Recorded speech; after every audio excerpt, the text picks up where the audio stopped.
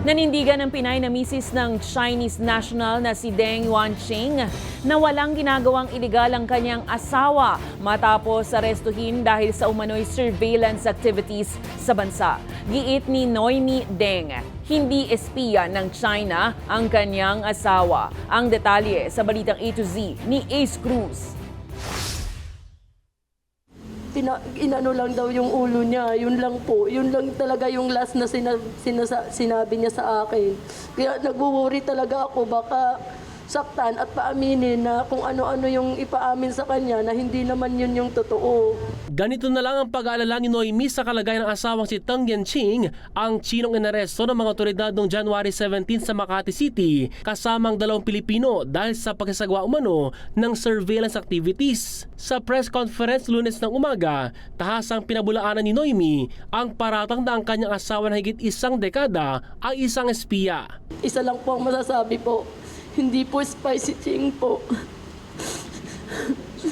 Matagal na po siya naninirahan dito sa Pilipinas. Mahigit 10 years na po siya dito.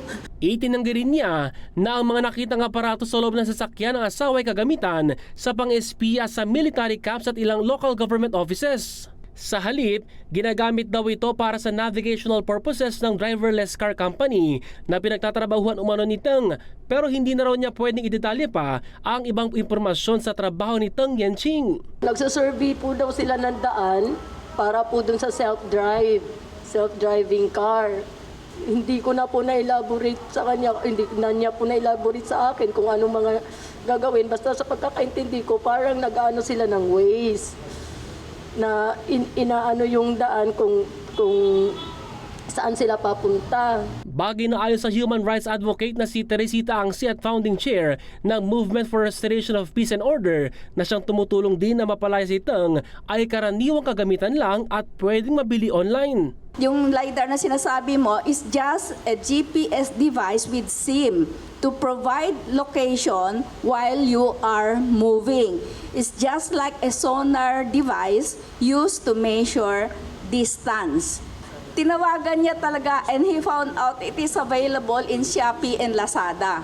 Kaya't binira ni Angsi ang pamahalaan dahil sa hindi anya patas na pagtrato sa ganitong kaso. Bukod kay Noemi, hirap din daw ang kinatawar ng Chinese Embassy na makausap at mabisita si Deng. Kaya naman, pag-aaralan ngayon ni Attorney Ferdinand Topacio na siyang tatayong abogado ang ilang legal option para magkaroon ng access sa kanilang kampo kay Deng. Since involved na po yung konsulado ng China dito, I will have to coordinate with them just to make sure that we are on the same page with respect to the remedies that are being availed of. Ito, nakadetain na, wala nang warrant. If there is probable cause to hold the accused for trial, and then since the case is not a capital offense, then bail is a matter of right. There will be an amount for the bail recommended. Nauna nang sinalag ng Chinese Foreign Ministry ang alegasyon ng Philippine authorities ukol sa umano'y espiya ng Beijing sa bansa. Para sa balitang A to Z, Ace Cruz.